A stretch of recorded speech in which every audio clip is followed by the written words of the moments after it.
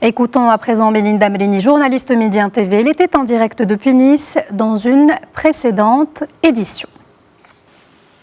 Bien écoutez Zinab, ici l'émotion est très vive. L'attaque s'est produite ce matin vers les alentours de 9h lorsque le présumé auteur de l'attaque muni d'un couteau a pénétré dans la basilique Notre-Dame et a poignardé plusieurs personnes.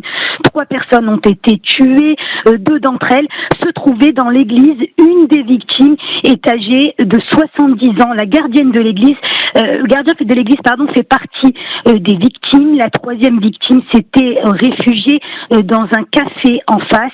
L'assaillant a été interpellé après qu'un riverain ait donné l'alerte après avoir vu justement une personne. Il s'agit de la victime de 70 ans qui saignait au milieu du cou. Elle aurait donc été égorgée. Il faut savoir que l'église se trouve sur l'avenue Jean-Médecin. C'est le cœur de la ville où se trouvent plusieurs commerces. À 9h du matin, c'est l'heure où la ville de Nice se met en route et surtout c'est le dernier jour pour de nombreux Niçois pour faire des achats dans les commerces non essentiels avant le confinement qui démarre ce soir à minuit en France. Le parquet antiterroriste a ouvert une enquête pour assassinat en relation avec une entreprise terroriste, tentative d'assassinat en relation avec une entreprise terroriste et association de malfaiteurs terroristes criminels. Voilà ce qu'on peut dire sur ce qui s'est passé exactement ce matin. Eh bien, il y a eu une minute de silence à l'Assemblée nationale. Le Premier ministre Jean Castex a quitté l'Assemblée nationale précipitamment où il s'exprimait suite aux annonces du confinement. Emmanuel Macron, le président français, son ministre de l'Intérieur, Gérald Darmanin, vont se rendre à Nice.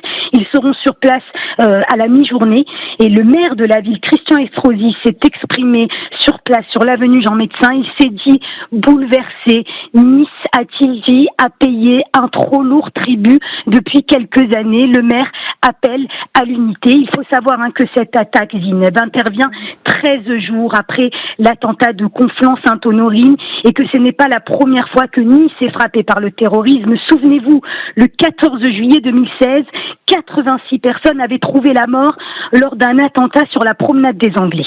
On n'en sait pas plus, son profil est encore flou, il n'avait aucun papier, on sait juste qu'il est hospitalisé à l'hôpital Pasteur, on en saura davantage au cours de la journée.